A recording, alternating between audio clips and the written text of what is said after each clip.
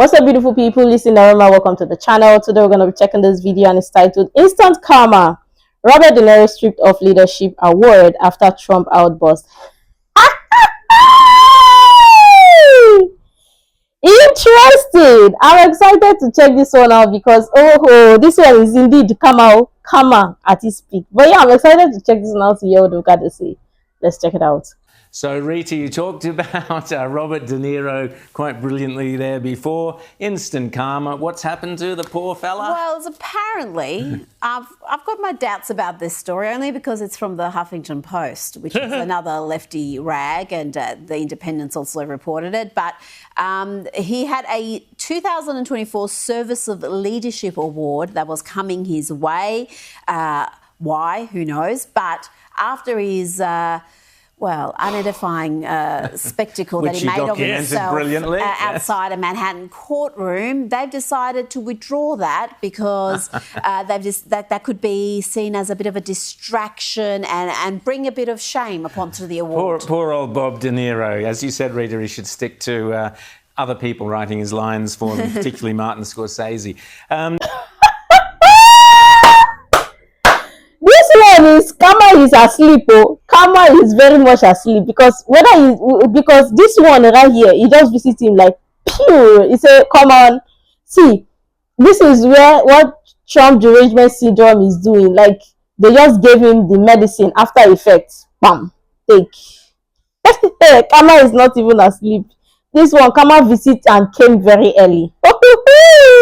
Yo, indeed, maybe it's going to be a distraction, so they know what they are doing. Because how do they know this is going to be a distraction? Because obviously he has already distracted himself, making public with that public speech that he made there. That one is already the distraction. Then this award, Pro Max. So no, they know what they are doing. Obviously, they know what they are doing. This one, I'm sure lots of people did not see this coming, but this one excites so many people, including me. Let me know what you think about this. Let's go on. Daisy. James, let's do a bit of net zania. There's a green project here that is, what a surprise, James. It's actually damaging the environment. Well, it's just amazing, you know.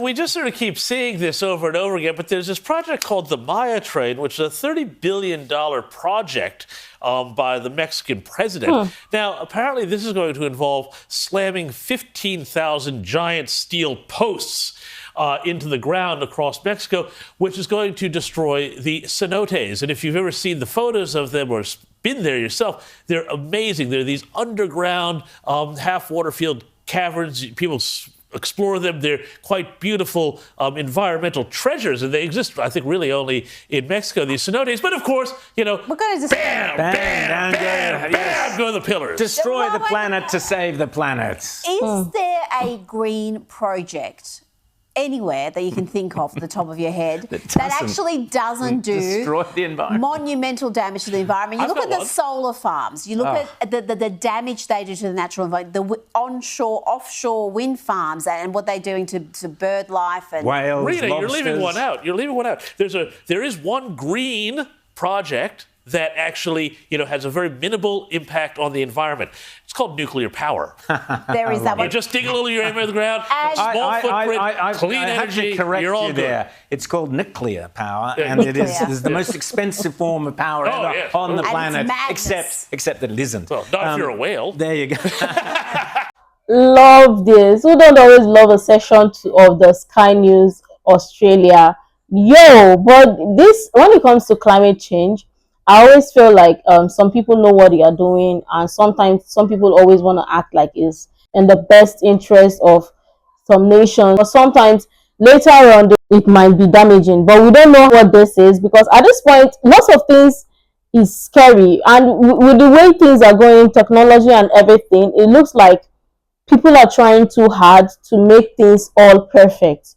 But again, we are evolving. I always say that we are evolving, and when it comes to the entire climate, the entire environment, sometimes as we evolve and based on technology and everything added to it, it goes along our evolution process. For me, when it comes to climate change, I always ask, why do people always try to act like God?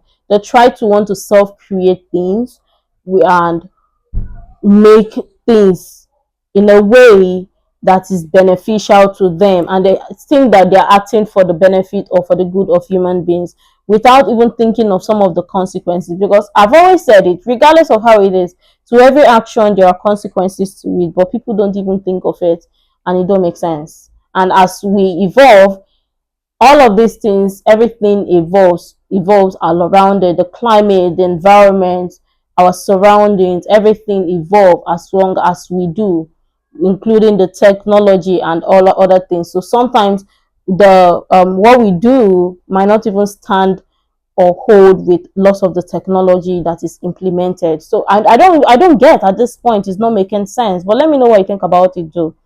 But again, let's talk about the Robert De Niro, because that news that I just saw or that I just heard, that one sweets me. I will not lie, it sweets me honestly. But let me know what you think about this. I'm sure tons of people have interesting things to share.